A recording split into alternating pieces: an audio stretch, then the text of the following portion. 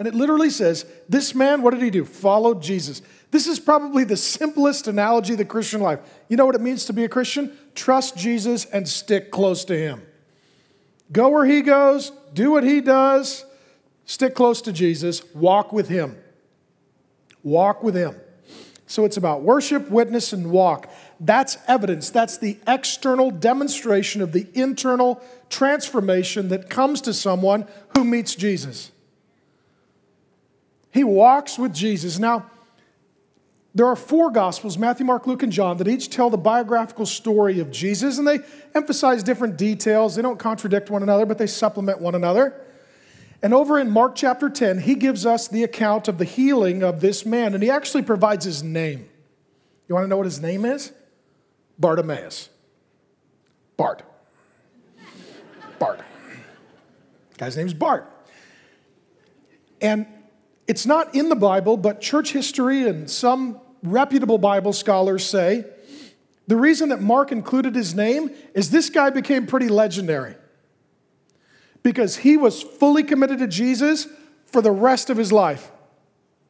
When his eyes were open, he could have went anywhere. He could have done anything. What did he do? Follow Jesus. That's what his new heart, by the power of the Holy Spirit, wanted to do. Jesus didn't look at him and say, you now belong to me. I'm your new slave master. You're chained to me. Follow me wherever I go.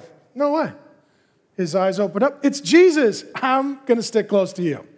That's what I want to do. Now that I have a new heart, new nature, new desires, Jesus, wherever you go, that's where I'm going. And history records, so it's not an equal authority of the Bible, that this guy actually got up and followed Jesus to Jerusalem. I don't even think he probably took time for a shower.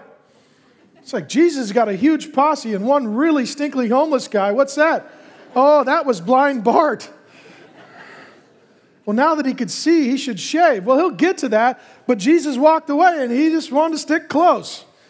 So he'll get a haircut when Jesus slows down. But Bart has been right next to Jesus ever since he got a new heart and some functional eyes.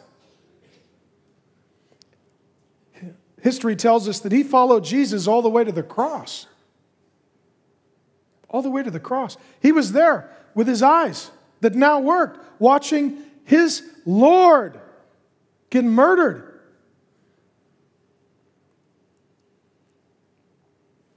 And apparently, if history is correct, when Jesus died and was buried, blind Bart didn't abandon him. He hung around. I'm sure he was telling other people, look, I know he's dead. I promise you. I've seen what he can do. He'll figure this out. Just wait a little while. 3 days later, Jesus rises from death. There's blind Bart. Hi, Jesus. Nice to have you back. My eyes still work. Where are we going now? And he followed Jesus. And after Jesus ascended into heaven, we don't know, blind Bart might have been there with functional eyes. There goes Jesus. Okay. I can't follow him now. I got a 30-inch vertical. That's not going to be enough. History records that then he became a witness, preaching about Jesus, talking about Jesus, going places, telling his testimony for the rest of his life. That's a Christian.